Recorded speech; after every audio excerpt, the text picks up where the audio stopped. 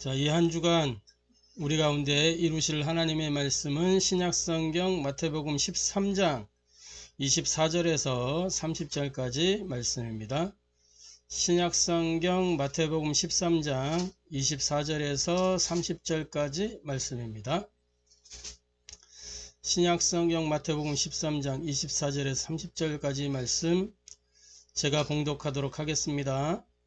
예수께서 그들 앞에 또 비유를 들어 이르시되 천국은 좋은 씨를 제 밭에 뿌린 사람과 같으니 사람들이 잘 때에 그 원수가 와서 곡식 가운데 가라지를 덧버리고 갔더니 싹이 나고 결실할 때에 가라지도 보이거늘 집 주인의 종들이 와서 말하되 주여 밭에 좋은 씨를 뿌리지 아니하였나이까 그런데 가라지가 어디서 생겼나이까 주인이 이르되 원수가 이렇게 하였구나. 종들이 말하되 그러면 우리가 가서 이것을 뽑기를 원하시나이까 주인이 이르되 가만두다. 가라지를 뽑다가 곡식까지 뽑을까 염려하노라. 둘 다 추수 때까지 함께 자라게 두라. 추수 때에 내가 추수꾼들에게 말하기를 가라지는 먼저 거두어 불사르게 단으로 묶고 곡식은 모아 내 곡간에 넣으라 하리라. 이는 살아계신 하나님의 말씀입니다. 아멘. 자, 오늘 마태복음 13장 24절에서 30절까지 이 본문의 말씀을 통해서 우리가 함께 은혜 나누고 해답을 얻고 미션으로 붙잡을 말씀의 제목은 하나님의 시간표를 기다리라 라는 제목으로 함께 은혜 나누고 해답을 얻고 미션을 붙잡게 되기를 바랍니다. 자, 말씀 받기 전에 신앙 고백하도록 하겠습니다. 예수는 그리스도, 우리는 하나님의 자녀, 그러므로 모든 문제 끝, 마귀야 가라, 남은 인생 하나님 영광을 위하여. 아멘. 날마다 이 5가지 신앙 고백을 통해서 저와 여러분의 영적 상태가 바뀌게 되고 운명이 개혁되는 축복을 누리게 되기를 주님의 이름으로 축복합니다. 이 신앙 고백이 저와 여러분의 실제가 될 때 하나님의 역사가 일어날 줄 확신합니다. 속지 말고 고백하고 선포하면서 응답을 확인하는 저와 여러분 되기를 바랍니다. 날마다 선포하고 날마다 확인하고 확신하면서 누리고 도전하는 그런 증인 전도자 제자가 되기를 주님의 이름으로 축복합니다. 자, 하나님의 시간표를 기다리라. 오늘 본문 말씀 가운데 30절에 보면 둘 다 추수 때까지 함께 자라게 두라. 추수 때에 내가 추수꾼들에게 말하기를 가라지는 먼저 거두어 불사르게 하고 불사르게 단으로 묶고 곡식은 모아 내 곡간에 넣으라 하리라. 이렇게 말씀하고 있습니다. 그래서 그 시간표가 있다는 거예요. 곡식과 가라지가 구별되는 시간표가 있다. 그래서 그 하나님의 시간표를 기다려라. 조바심을 내지 마라. 성급해 하지 마라. 기다리면서 하나님의 인도받으면 된다라는 것입니다. 일단 서론적으로 그리스도의 몸된 교회인 저와 여러분은 성도들은 세상의 소금이요 빛으로 부름을 받았습니다. 할렐루야. 마태복음 5장 13절부터 15절에 보면 너희는 세상의 소금이니 또 너희는 세상의 빛이니 이렇게 말씀하고 계세요. 소금이 만일 그 맛을 잃으면 세상에 필요가 없다는 거예요. 그래서 밖에 버려져서 밟힐 뿐이라는 거예요. 이 말씀을 볼 때 오늘날 세계교회 또 우리 한국교회의 모습이 이렇지 아니한가 이런 생각을 해봅니다. 맛을 다 잃어버려서 밖에 버려져서 사람들에게 밟히는, 오히려 세상의 사람들이 교회를 걱정하고 교회가 저래도 되나 하는 이런 생각을 하고, 심지어 교회가 세상의 비난과 비판과 조롱의 대상이 됐단 말이죠. 맛을 잃어버린 것은 아닌가 이런 생각을 해보게 됩니다. 또 세상의 빛이다 하면서 이 빛을 말 아래 두지 아니하고 등경 위에 두나니, 등경 위에 두어야 전체를 비추게 된다는 거예요. 그런데 오늘날의 교회들의 모습이 마치 이 빛을 등경에 두지 아니하고 숨겨 놓은 듯한 그런 모습인 것처럼 느껴질 때가 많습니다. 우리는 분명히 기억해야 됩니다. 특별히 지금 이제 사순절 첫 번째 주간이거든요. 사순절은 이제 그리스도의 부활을 앞두고 40일 동안 우리의 몸도 마음도 다 정결하게 하고 경건하게 하고 그러면서 예수님의 그리스도의 그 순환에 동참한다는 마음으로 이렇게 지내는 기간을 말합니다. 그건 교회력에 그렇게 의미를 담아서 그런 절기를 두고 있습니다. 부활을 앞두고 이제 예수님 십자가 지시고 이 예수님의 고난, 그 고난에 이제 동참을 하는 거죠. 그래서 그리스도가 당하신 그 순환을 생각하면서 매일같이 말씀을 보고 회개하고 또 금식하고 하면서 이렇게 예수님의 고난에 동참하는 그런 과거에 우리 교회들은 그러한 사순절 문화가 있었어요. 그래서 이렇게 금식도 하고 또 심지어 우리 할머니 세대 분들은 흰 옷을 입고 이렇게 지내기도 하고 그렇게 하시기도 하셨습니다. 지금 그런 것들을 많이 볼 수가 없죠.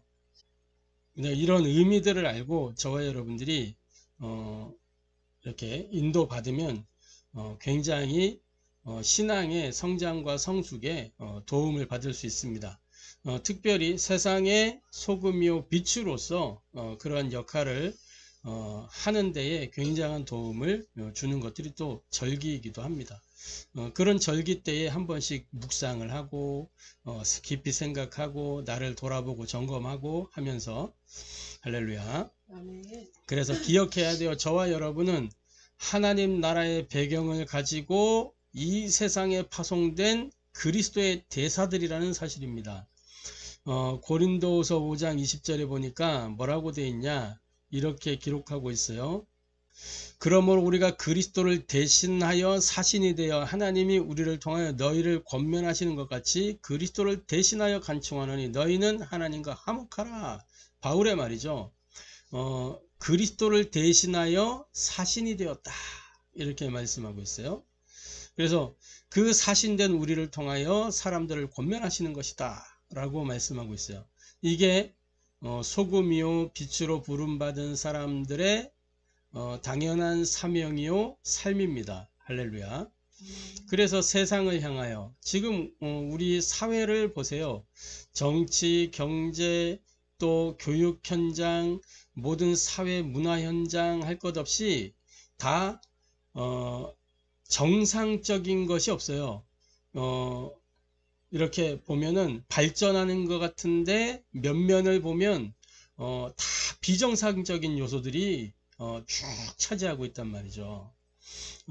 그래서 그러한 부분들을 보고 불법을 보고 부당을 보고 무법을 보고 잠잠하여 말이 없는 것은 교회가 아니란 말이죠.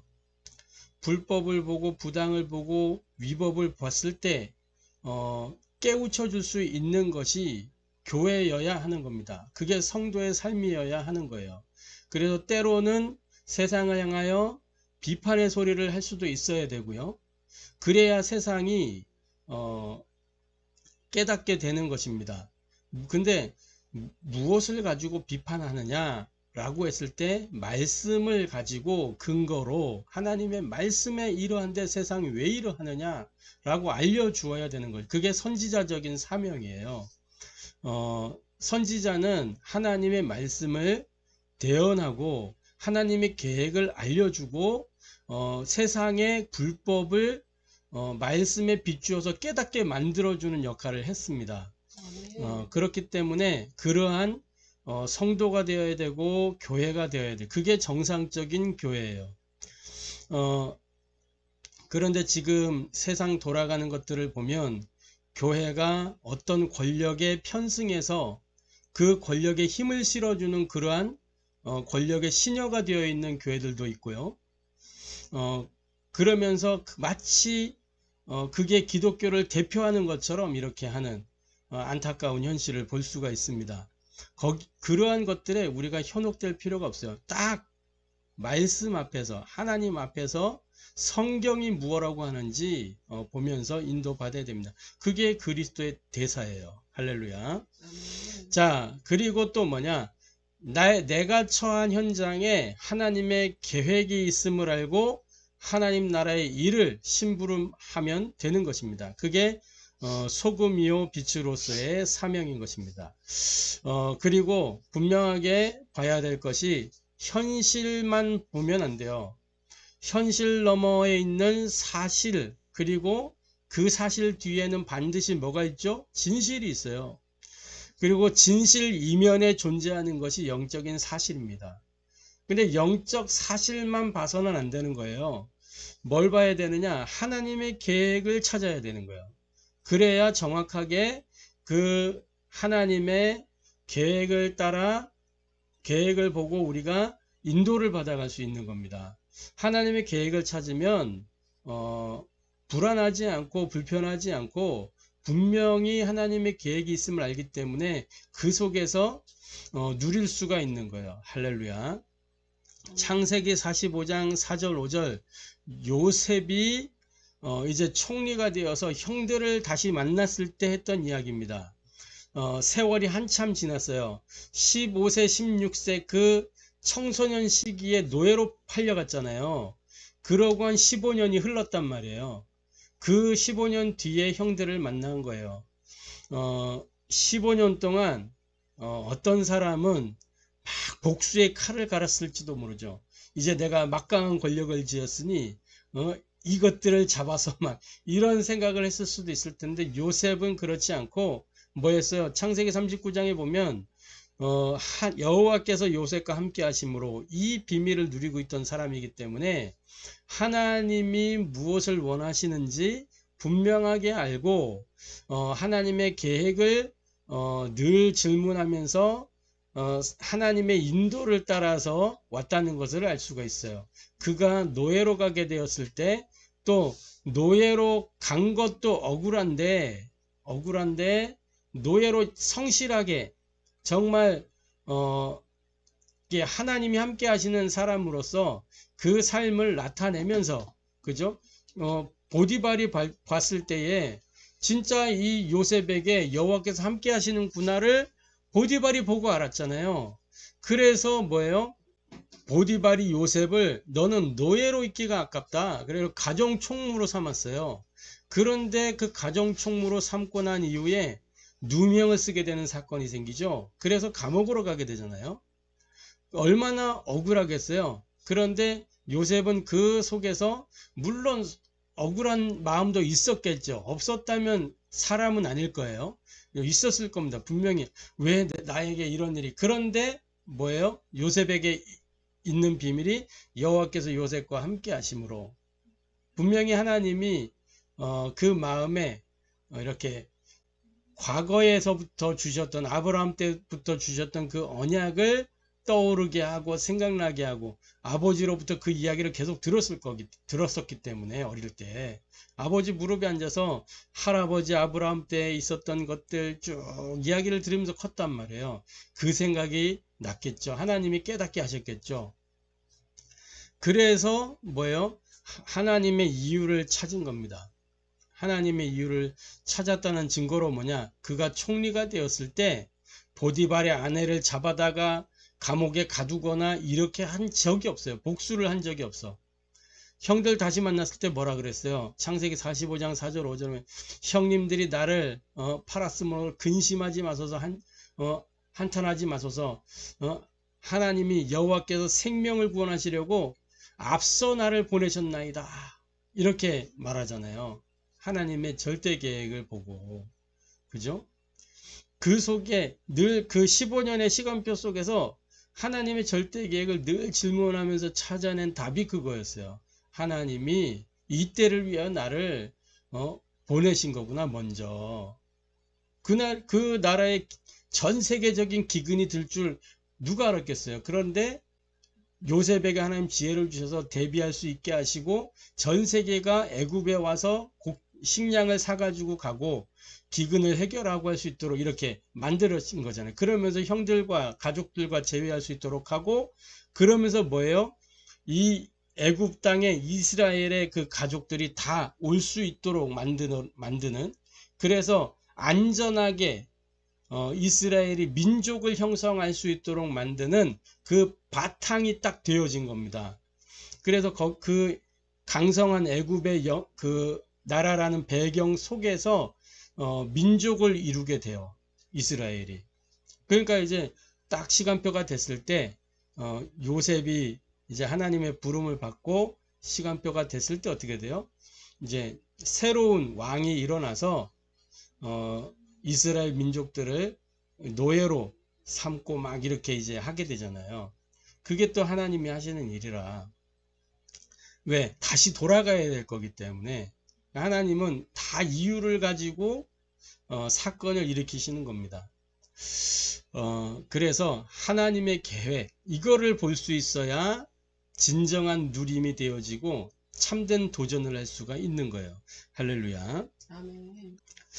자, 그래서 첫 번째로 본론적으로 하나님은 무소부지의 하나님이요, 무소부재의 하나님이요, 무소불능의 하나님이십니다.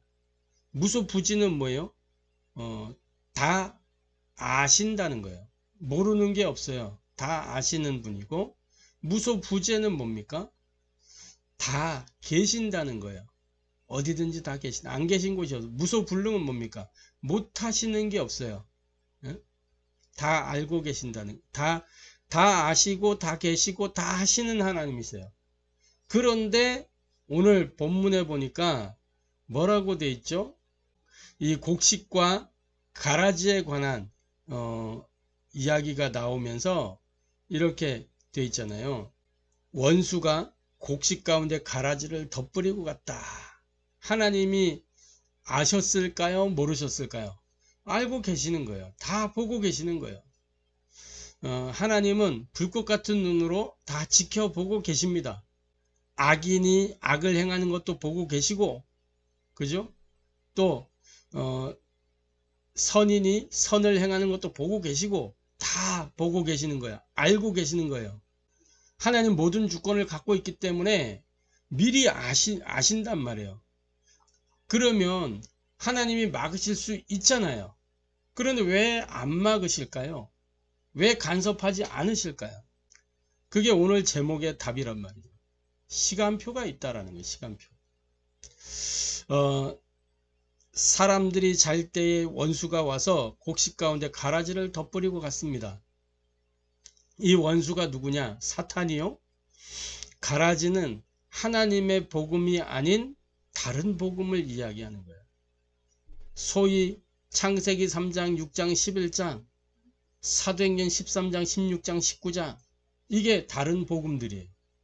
사람들에게 만족을 주는, 디모데후서 3장에 보면은 말세에 고통한 때가 이르리니, 그러면서 사람들이 하나님의 말씀 듣지 않고 자기 귀를 만족시켜주는 그런 이야기를 쫓으면서 산다 그러잖아요. 다른 복음, 틀린 복음, 섞인 복음, 그게 가라지입니다. 교회 안에 이런 가라지들이 들어와 있는 거예요. 세상에 우리가 교회로서 세상에 와 있잖아요. 그런데 이 세상에 가라지가 뿌려져 있는 거예요. 그런데 이것이 하나님 다 알고 계시고 보고 계시는데도 불구하고 왜 이 가라지를 뽑아내지 않느냐? 이게 하나님의 비밀입니다. 무엇을 위한 하나님의 비밀이냐? 복음을 위하여, 복음 때문에, 복음에 의하여 사는 그 남은 자를 찾는 하나님의 비밀이요. 말씀을 체험해 가는 그 말씀의 능력을 체험하는 남는 자를 찾는 하나님의 비밀이요. 그러면서 이 빛을 비추는 복음 문화를 회복할 그 남을 자를 찾는 하나님의 비밀이요. 후대를 일으켜 세워서 서밋으로 세상 살릴 그 남길 자 찾는 하나님의 비밀입니다. 그대로 두시는 거예요. 알곡과 가라지, 곡식과 가라지가 같이 자라는데 두시는 겁니다. 이 가라지 때문에 곡식이 시들기도 해요. 영양분을 다 뺏기니까. 그러면 뭐가 남겠죠? 이제 생명력 있는 강력한 곡식만 남는 거겠죠. 그걸 보고 렘넌트라 그런 거예요. 할렐루야. 하나님이 이걸 찾아내는 겁니다. 그게 비밀이에요. 그리고 뭐요? 때가 오는 겁니다. 때가. 추수할 때. 씨 뿌리는 자들은 뭐만 하면 되냐? 씨를 뿌리면 되는 거예요. 그러면 뭐요? 추수할 때 추수꾼들에게 하나님이 말씀하시겠다는 거예요. 가라지는 따로 단으로 묶어서 불살라라. 곡식은 내 창고에 거두어 들여라. 이렇게 하실 때가 있다는 겁니다. 할렐루야. 자, 그래서 추수 때에 이렇게 곡식과 가라지가 뚜렷하게 구분되게 되어 있습니다. 처음부터 곡식과 가라지는 결정되어 있는 거예요. 여기서 나오는 게 뭐예요? 예정론이죠. 예정론. 하나님의 복음을 받고 구원받을 사람들은 미안하지만 예정이 되어 있다는 거예요. 그런데 우리는 그 예정된 사람이 누군지 모르잖아요. 알곡과 가라지가 같이 있는데 우리는 뭐가 알곡과 가라지인지 모르기 때문에 뭐예요? 그래서 우리가 복음 전하는 거예요. 때를 얻든지 못 얻든지 복음 전할 이유는 거기에 뭐가 가라지고 뭐가 알곡인지 모르니까. 알곡일 수 있기 때문에 복음 전하는 거예요. 디모데후서 4장 2절부터 3절에 이렇게 기록하고 있어요. 너는 말씀을 전파하라. 때를 얻든지 못 얻든지 항상 힘쓰라. 범사에 오래 참음과 가르침으로 경책하며 경계하며 권하라. 때가 이르니 사람이 바른 교훈을 받지 아니하며 기가 가려 자기 사욕을 따를 스승을 많이 두고 또 그 길을 진리에서 돌아켜 허탄한 이야기를 따르리라. 분명히 이렇게 돼 있어요. 그럼 가라지는 복음을 받지 않는다는 거겠죠. 그죠? 알곡들이 복음에 반응한다는 거겠죠. 그죠? 때가 이르리니 이렇게 말씀하고 있어요. 그래서 때를 얻든지 못 얻든지 우리가 전해야 되는 이유인 것입니다. 할렐루야. 그래 뭐 어떻게 하라 그랬어요? 항상 힘쓰라. 전도자의 삶을 날마다 살 수 있도록 힘쓰라. 그러면서 뭐예요? 범사에 오래 참음과 이거 쉽지 않거든요. 복음 전하는 이 일이. 그래서 오래 참음과 그러면서 뭐예요? 가르침으로 모르니까 알려주라는 거예요. 모르기 때문에. 그리고 경책하며 경계하며 권하라. 성도들 가운데에도 이 세상의 흐름으로 자꾸 이렇게 빨려 들어가려고 하는 사람들이 있어요. 그 일깨워 줘야 된다는 거예요. 그런 사람들을 일깨워 주고 함께 동역할 수 있도록 만들어 주고 그러니까 함께 이 전도자를 살 수 있도록 도와주고 이러한 저와 여러분 되기를 주님의 이름으로 축복합니다. 앞서 얘기한 대로 추수 때에 추수꾼에 의해서 곡식과 가라지는 분명하게 나뉘게 되어져 있습니다. 그게 디모데후서 3장에 나오는 이야기죠. 그 세 번째로 그럼에도 불구하고 하나님의 복음은 다 살리고 또 다 살리는 복음이요. 다 살고 다 살리는 복음. 이 복음 안에서 할렐루야. 그래서 저와 여러분이 문제에만 집착하다 보면 뭐냐? 답을 놓치기가 쉬워요. 오늘 본문에 주인의 종들이 이야기하잖아요. 가라지가 지금 올라왔다. 이거 어떻게 해야 되느냐? 우리가 좋은 씨를 뿌리지 않았냐?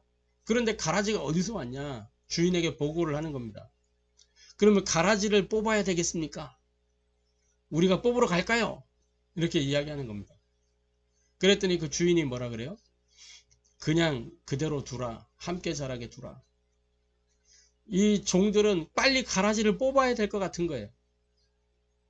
빨리 이 문제를 해결해야 될 것 같은 거예요. 그런데 그게 아니라는 겁니다.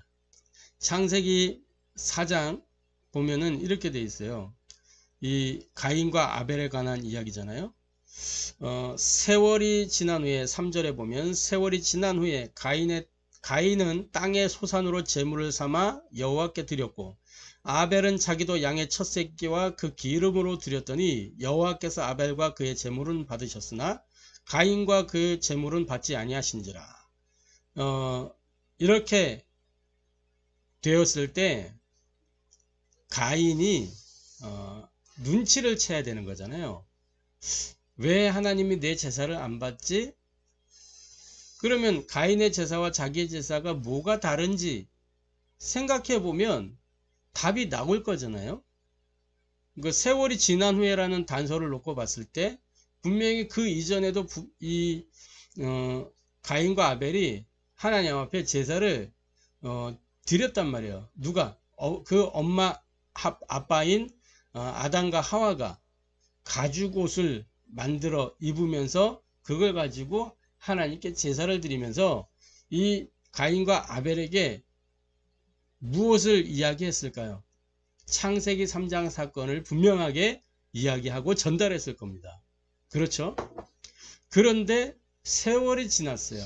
이제 자기들이 스스로 하나님 앞에 예배해야 될 그 시간표가 온 겁니다.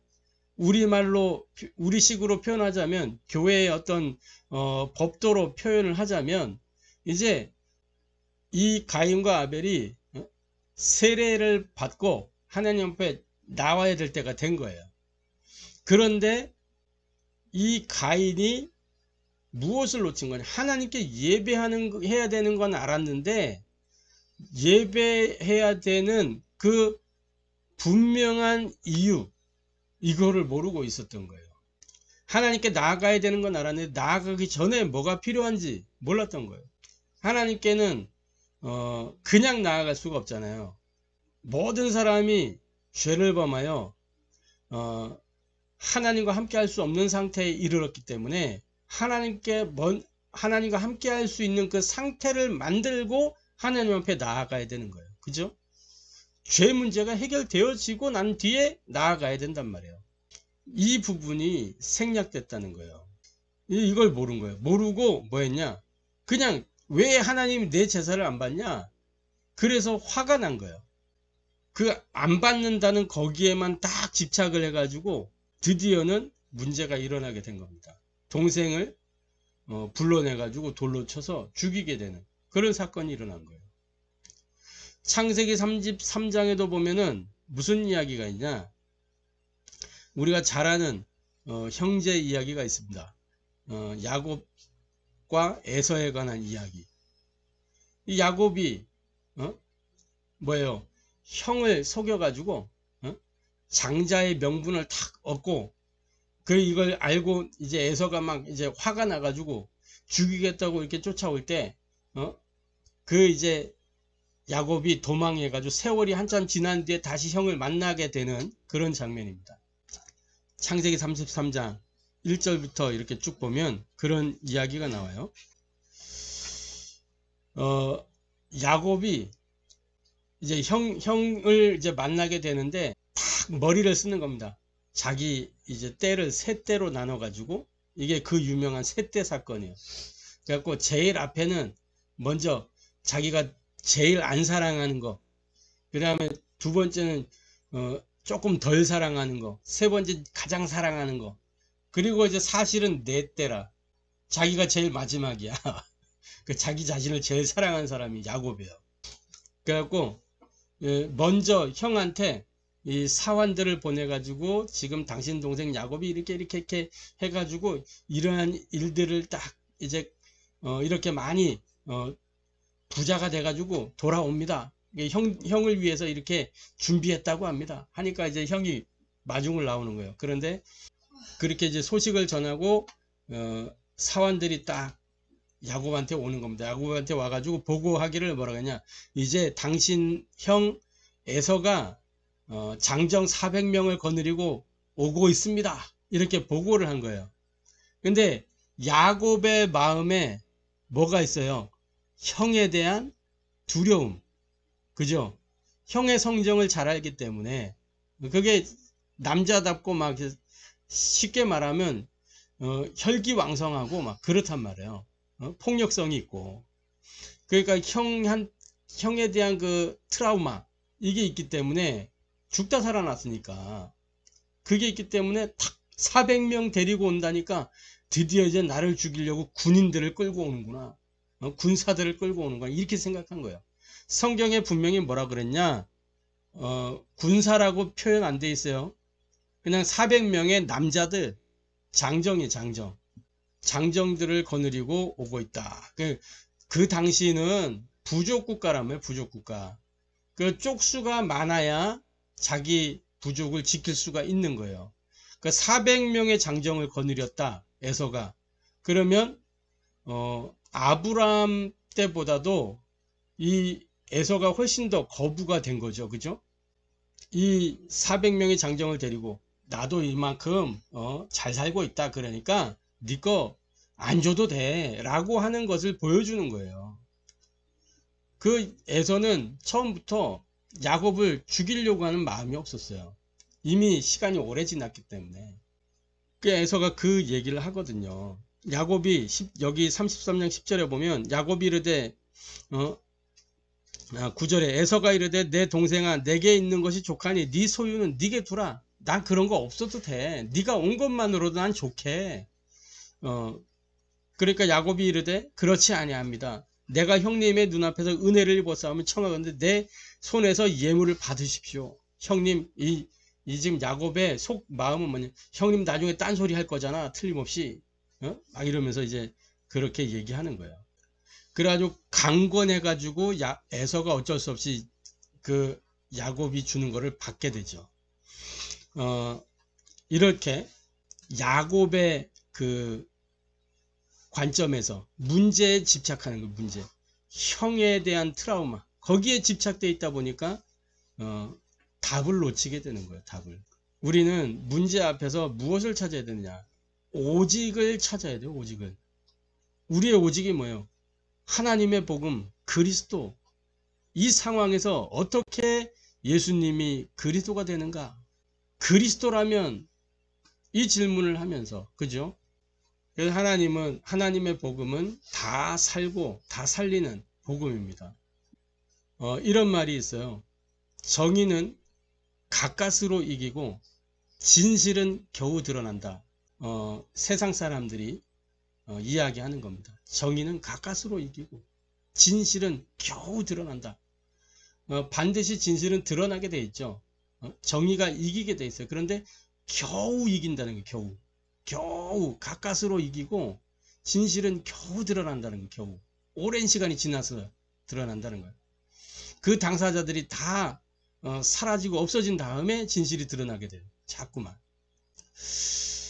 그러나 분명한 것은 성경과 교회사와 세계사의 역사를 봤을 때, 우리의 역사들을 봤을 때 어둠이 빛을 이긴 적이 단 한 번도 없습니다. 그렇죠? 그게 성경의 이야기고 교회사의 이야기고 세계사의 이야기예요. 오늘날 세상이 어지럽습니다. 그럼에도 불구하고 어둠이 빛을 이길 수는 없는 것입니다. 할렐루야. 자, 하나님의 복음은 다 살고 다 살리는 복음입니다. 오네시모를 디모데로 만들 수 있는 것이 하나님의 복음의 능력입니다. 기생 라합이 루디아 같은 사명자가 되도록 하는 것이 하나님의 복음의 능력이에요. 그래서 이 하나님의 복음을 우리는 재창조의 복음이라고 부르는 것입니다.